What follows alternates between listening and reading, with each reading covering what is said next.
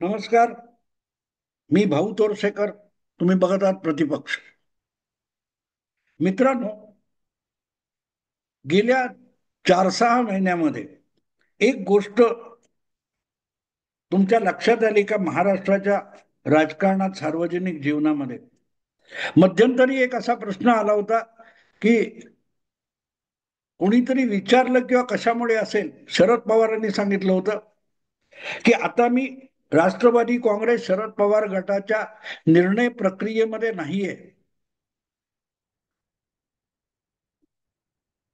कारण एक बातमी सारखी फिरत होती सूत्रांकडून की शरद पवारांच्या गटातले अनेक खासदार आणि आमदार अजितदादांकडे जायला उत्सुक आहेत. आणि तसं होणार का? दोन पवार एकत्र येणार का? दोन ठाकरे एकत्र येणार का? याच्यावर बरंच चर्वित चर्वण झाल्यानंतर 5 जुलैला अखेरीस ते एका मंचावर आले. पण त्याच दरम्यान जी काका पुतण्या आणि दोन पवार एकत्र येण्याची चर्चा होती, ती हळूहळू करत बारगळलेली आहे. आता तर कोणी त्याच्याबद्दल बोलत पण नाही. पण ज्या वेळेला या संबंधातला प्रश्न विचारण्यात आला, तेव्हा शरद पवारांनी आपले हात झटकले होते आणि सांगितले होते की अशा गोष्टीत पक्षातल्या नेत्यांनी आपला आपला निर्णय घ्यायचा आहे आणि या निर्णय प्रक्रियेमध्ये सुप्रिया सुळे असू शकतात, मी नाहीये. कारण मी आजकाल पक्षाच्या या निर्णय प्रक्रियेपासून स्वतःला दूर ठेवलेलं आहे. हे उत्तर शरद पवारांनी दिलं होतं. आणि मग जेव्हा याविषयी उहापोह सुरू झाला, तेव्हा हळूहळू करत हा विषय मागे पडला. सुप्रियाताईंनी काही उत्तर दिलं नाही, धड दिलं नाही, वगैरे वगैरे वगैरे. पण त्यानंतर हा विषय किती मागे पडलाय. आणि त्याबद्दल जेव्हा अजितदादांना विचारण्यात आलं, तेव्हा अजितदादांनी साफ साफ सांगितलं होतं, असा कुठलाही प्रस्ताव आमच्याकडे नाही. आता प्रस्ताव अजितदादांनी काकांकडे पाठवला होता की काकांच्या गोटातून अजितदादांकडे आला होता, याविषयी सुद्धा अजितदादांनी साफ साफ काही सांगितलं नाही. म्हणजे प्रस्ताव आलाय का किंवा पाठवलाय का, प्रस्ताव म्हणजे काय याचाही खुलासा नाही. पण दोन गट एकत्र येतील, दोन काय ते पक्ष एकत्र येतील, याविषयीचा जो काय गदारोळ होता, त्यावरून अजितदादांनी बोळा फिरवला आणि तो विषय मागे पडला.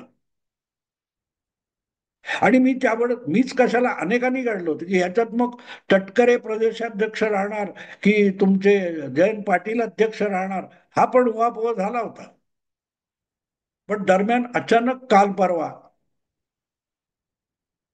अजितदादा, सॉरी, जयंत पाटील यांनी आपल्या प्रदेशाध्यक्ष पदाचा राजीनामा दिला आणि त्यांच्या जागी शशिकांत शिंदे यांची शरद पवार गटाचे नवे प्रदेशाध्यक्ष म्हणून निवड करण्यात आली. त्या समारंभाचं पौरोहित्य शरद पवारांनी केलं होतं. प्रश्न असा आहे की जर या सगळ्या प्रक्रियेतून शरद पवार बाजूला झाले होते, तर मग काल परवा पाटलांच्या जागी शिंदे येणं, या प्रक्रियेमध्ये शरद पवार का होते आणि सुप्रियाताई का नव्हत्या, हा विषय तेवढा हवेतला नव्हता. तुम्हाला आठवत असेल तर पहलगाम आणि ऑपरेशन सिंदूर या दोन घटनांनंतर ज्या 6-7 शिष्टमंडळांना मोदी सरकारने जगभर भारताची बाजू समजावण्यासाठी पाठवलं होतं, त्यापैकी एका शिष्टमंडळाचं नेतृत्व सुप्रियाताईंकडे देण्यात आलं होतं, ज्या संसदेमध्ये शरद पवार गटाच्या नेत्या आहेत.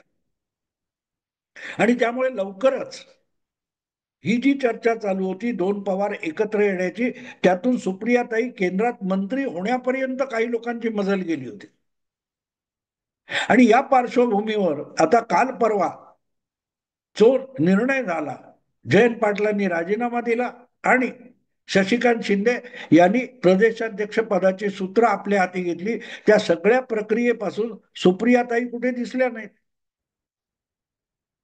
पण हा सगळा प्रकार गेले 6-8 महिने चालू असताना आणखीन एक गोष्ट लक्षात घेतली पाहिजे की शरद पवारच म्हणाले होते की आता मी या सगळ्या राजकारणापासून, निर्णय प्रक्रियेपासून दूर आहे. हे जेव्हा शरद पवारांनी सांगितलं, त्यानंतरच्या काळामध्ये एक मोठा बदल महाराष्ट्राच्या सार्वजनिक जीवनामध्ये किंवा माध्यमांमध्ये दिसून येतोय.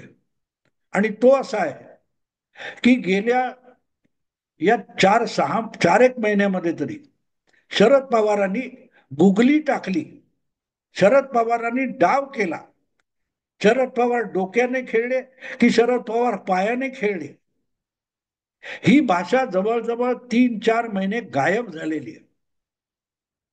महाराष्ट्रात इतक्या घटना पाठोपाठ पाठोपाठ पाठोपाठ घडत आहेत, देशामध्ये घडत आहेत, पण या सगळ्या घटना घडतात त्यामध्ये शरद पवारांचा हात किती, शरद पवारांची प्रेरणा किती, शरद पवारांचा डाव कुठला, हे कोणीही सांगत नाही. हा महाराष्ट्राच्या माध्यमांमधला आणि महाराष्ट्राच्या राजकीय डिबेट मधला सगळ्यात मोठा फरक आहे. नाही तर तुम्हाला माहितीये की साताऱ्याला निवडणूक प्रचार सभेमध्ये पाऊस पडला, तरी तो पाऊस शरद पवारांनीच पाडला होता, इथपर्यंत सांगण्याची मजल अनेकांची गेलेली होती. महाराष्ट्रामध्ये शरद पवारांच्या इशाऱ्याशिवाय झाडाचं पान हलत नाही किंवा सुकलेलं पान झाडावरून खाली पडत सुद्धा नाही, इथपर्यंत वर्णन करणारी जी सगळी मंडळी आहेत ती गेल्या 4-6 महिन्यामध्ये शरद पवार नेमके काय करतायत हे सांगायची अचानक बंद झाली.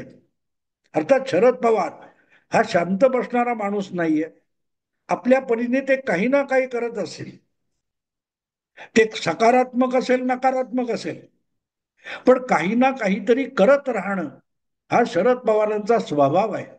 आणि त्यामुळे त्यांनी काहीही केलं तरी त्यामध्ये गुगली असते, त्यामध्ये डावपेच असतो, त्यामध्ये मुत्सद्देगिरी असते, हे सांगणारी एक फौज तयार आहे.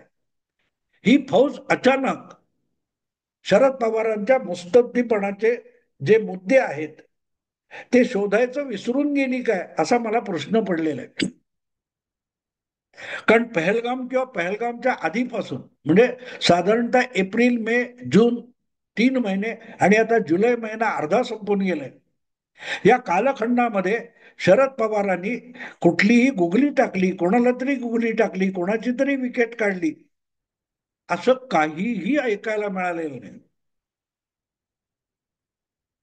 म्हणजे गेल्या विधानसभा निवडणुकीचे निकाल आल्यानंतर नोव्हेंबर, डिसेंबर, जानेवारी, फेब्रुवारी, मार्च, एप्रिल, मे, जून 8 महिन्यामध्ये हळूहळू करत शरद पवार हे गोलंदाजी करायचं सोडून तंबूत जाऊन बसलेत का, असाही प्रश्न मला कधी कधी पडतो. कारण शरद पवार नेमकं आजकाल काय करतायत हे कळायला मार्ग नाही. म्हणजे बाकीचे कार्यक्रम ते करतात, आता परवा जयंत पाटलांच्या जागी शशिकांत शिंदेना त्यांनी आणलं, पण शशिकांत शिंदेना आणून जयंत पाटलांचा राजीनामा मंजूर करून शरद पवार काहीतरी मोठा डाव खेळले, काहीतरी मोठा गेम त्यांनी केला, असं कोणीच म्हणालं नाही. याची मला गंमत वाटते. कारण शरद पवारांनी हात हलवला तरी गेम असतो, हात हलवला नाही तरीही गेम असतो. शरद पवार घरी बसले तरी गेम असतो, शरद पवार घराबाहेर पडले तरी गेम असतो. असं सांगण्यामध्ये ज्यांची हयात संपली ती माणसं गेल्या 3-4 महिन्यापासून पवारांनी काही गेम केला असं का सांगत नाहीत, हा म्हणूनच मला पडलेला एक प्रामाणिक प्रश्न आहे. पण त्याच वेळेला आणखीन एक गोष्ट लक्षात घेतली पाहिजे. विधानसभेचे जे ऑक्टोबर नोव्हेंबर मध्ये निकाल लागले, सरकार बनलं, जे काय झालं, या सगळ्या कालखंडानंतर 8 महिन्यामध्ये हळूहळू करत तेच लोक जे पवारांचा प्रत्येक गेम लोकांसमोर आणत होते, समजावत होते, ते दुसऱ्या टोकाला जाऊन या प्रत्येक बाबतीमध्ये हळूहळू करत देवेंद्र फडणवीसांचा डाव आहे, देवेंद्र फडणवीस गेम खेळले, देवेंद्र फडणवीसांनी गुगली टाकली, अशी भाषा हळूहळू करत बोलायला लागले. म्हणजे एक काळ होता, मला आठवतं 15-20 वर्षापूर्वी कधीतरी कुठलं यान कुठल्या तरी देशाचं मंगळावर गेलं होतं. आणि ते मंगळावर गेल्यानंतर तो सायरस बरूचा म्हणून तो CNN, IBM किंवा News 18 चॅनेलवर एक गमतीशीर कार्यक्रम करायचा. काहीतरी असं काहीतरी विनोदी कार्यक्रम करायचा. त्याच्यात त्यांनी त्या मंगळावरच्या घटनेचं जे चित्रण दाखवलं होतं ते मला अजून आठवतं. मंगळावर कुठल्या तरी यान उतरलंय आणि तिथे बोर्ड लागलाय, land belongs to Sharad Pawar. म्हणजे मंगळावर यान उतरलं तरी त्यामध्ये शरद पवार आणावासा वाटतो, इतकी शरद पवारांची छाया महाराष्ट्राच्या आणि देशाच्या राजकारणावर पडलेली होती. तेव्हा महाराष्ट्रातल्या पत्रकारांनी, संपादकांनी बारीक सारीक कुठल्याही गोष्टीमध्ये शरद पवार शोधला तर नवल नव्हतं. पण गेल्या 4-5 महिन्यामध्ये एक विचित्र प्रकार असा घडलाय की कोणी काही घडो, म्हणजे दोन ठाकरे बंधू एकत्र येणं याच्या मागे देवेंद्र फडणवीसांचा हात आहे, देवेंद्र फडणवीसांचा डाव आहे. ही चर्चा गेला महिना 1.5 महिना आपण ऐकतोय. खुद्द राज ठाकरेंनी सुद्धा आपल्या भाषणामध्ये 5 जुलैच्या सांगून टाकलं की इतर कोणाला किंवा बाळासाहेबांना सुद्धा जमलं नाही, ते देवेंद्र फडणवीसांनी केलं. म्हणजे काय, तर दोन चुलत ठाकरे बंधूंना एकत्र आणलं. पण हे ठीक आहे, हे एका राजकीय नेत्याची प्रतिक्रिया. मीडियाचं काय करणार? गेल्या महिन्याभरात वेगवेगळ्या कोनातून, दृष्टिकोनातून दोन ठाकरे बंधूंना एकत्र आणून देवेंद्र फडणवीस कुठचा डाव खेळू बघतायत. त्यामध्ये एकनाथ शिंदेची कोंडी करण्यापासून उद्धव ठाकरेंची कोंडी करण्यापर्यंत अक्षरशः डझनावरी निष्कर्ष निघालेले. पण यातला मुद्दा एक काय तो समान आहे की यामागे दोन ठाकरे बंधूंना एकत्र आणण्यामागे देवेंद्र फडणवीसांचा डाव आहे. अर्थात कुठलाही राजकारणी डाव खेळतो तेव्हा तो आपला राजकीय स्वार्थ, आपल्या पक्षाचा राजकीय स्वार्थ साधण्यासाठीच सगळे खेळ करत असतो. मग पवार असोत की फडणवीस असो, ते त्याला अपवाद नाही. आपल्या पक्षाचं नुकसानच करून घेण्यासाठी डावपेच खेळणारे दोनच नेते भारतात आहेत. एक आहेत आपले उद्धव ठाकरे आणि दुसरे आहेत राहुल गांधी. पण हे दोन नेते वगळले तर बाकी कुठल्याही लहान मोठ्या पक्षाचे नेते हे आपला राजकीय स्वार्थ साधण्यासाठीच पडद्यासमोर किंवा पडद्या मागून डावपेच खेळत असतात. तेव्हा देवेंद्र फडणवीस हा काय साधू संतांचा अवतार वगैरे बिलकुल नाही. शरद पवार धूर्त असतील तर देवेंद्र फडणवीस हा सुद्धा बेलंदर राजकारणी आहे. त्यामुळे आपले राजकीय मतलब साधण्यासाठी अगदी आपल्या विरोधकांचा सुद्धा अत्यंत शिताफीने वापर करून घेण्याची कला फडणवीसांना अवगत आहे. त्यामुळे इकडे एकनाथ शिंदेचं तोंड सुद्धा बघायला तयार नसलेले उद्धव ठाकरे हे फडणवीसांना अगत्याने पुष्पगुच्छ द्यायला जाऊ शकतात. आणि फडणवीसांचा डाव आहे असं ऐकू येत असताना सुद्धा उद्धव ठाकरे हे राज ठाकरेंबरोबर एका मंचावर एकत्र येऊ शकतात. पण मुद्दा तो नाही. मुद्दा असा आहे की अचानक गेल्या 4-1 महिन्यामध्ये सगळे डावपेच, पडद्यामागचे डावपेच, कुटील डावपेच, गुगली, ही सगळी भाषा जी शरद पवारांच्या बाबतीत वापरली जात होती ती विसरून गेलेत लोक. आणि घडणाऱ्या प्रत्येक गोष्टीमध्ये देवेंद्र फडणवीसांचा कसा हात आहे ही भाषा सुरू झालेली आहे. जी भाषा आजपर्यंत गेल्या 40 वर्षामध्ये शरद पवारांच्या बाबतीत सातत्याने वापरण्यात आली,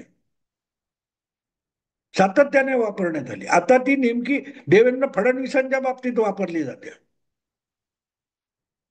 पवार ठाकरे बंधूंना एकत्र आणणं, अजूनही वाट बघतोय मी की अजितदादा आणि शरद पवार या दोघांना एकत्र आणण्यासाठी फडणवीसांनी असा कुठला डाव खेळलाय याचा शोध कुठलाच राजकीय विश्लेषक अजून का लावत नाही.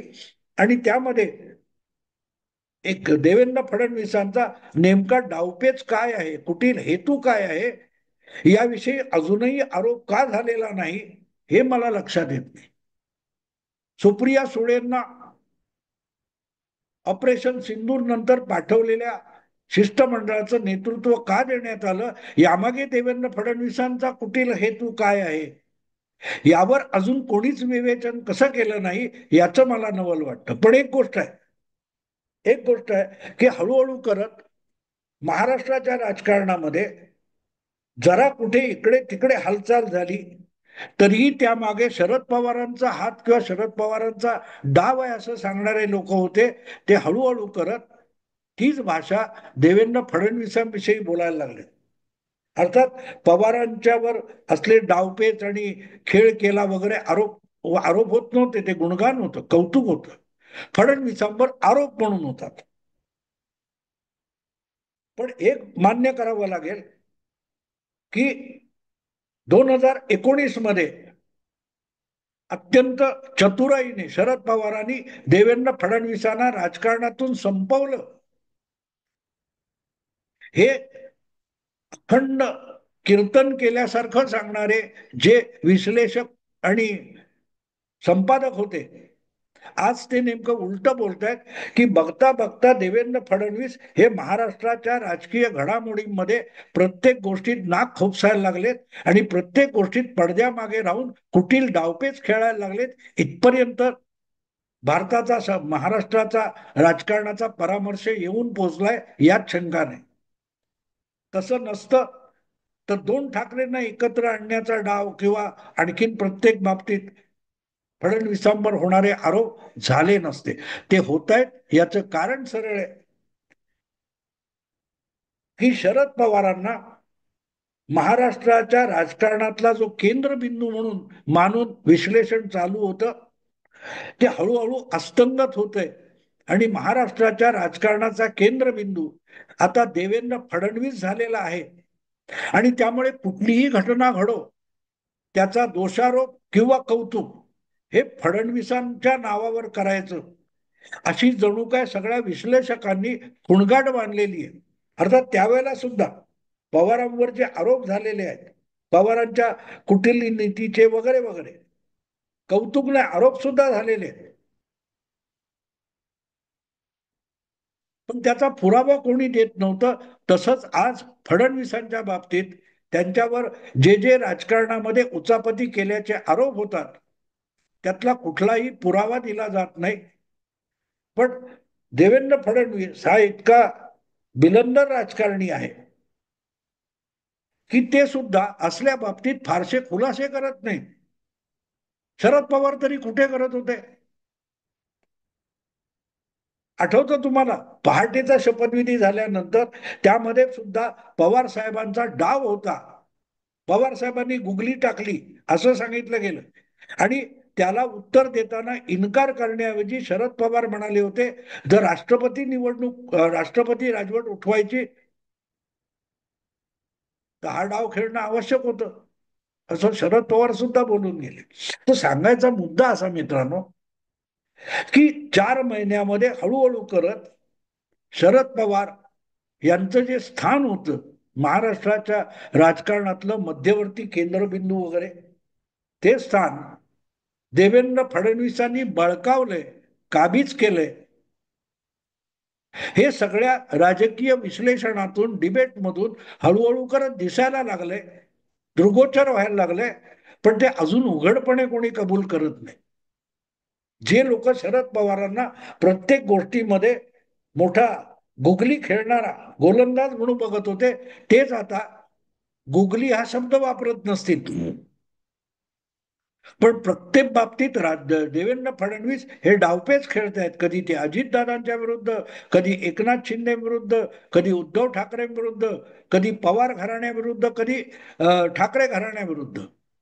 प्रत्येक बाबतीत देवेंद्र यांचा हात आहे अशी भाषा हळूहळू प्रस्थापित झाली. याचा साधा सरळ अर्थ असा होतो की जवळजवळ 35-40 वर्ष महाराष्ट्राच्या राजकारणात अपरिहार्य असलेला जो केंद्रबिंदू होता, हा तिथून सरकलेला आहे. पवारांकडून, बारामतीकडून, आणि तो फडणवीसांकडे आणि नागपूरकडे गेलेला आहे. ही राजकारणातली, महाराष्ट्राच्या राजकारणातली वस्तुस्थिती आहे. स्वीकारा न स्वीकारा. आत्ता इथेच थांबतो. आवडलं लाईक करा, शेअर करा आणि प्रतिपक्षाला सबस्क्राईब करा. नमस्कार.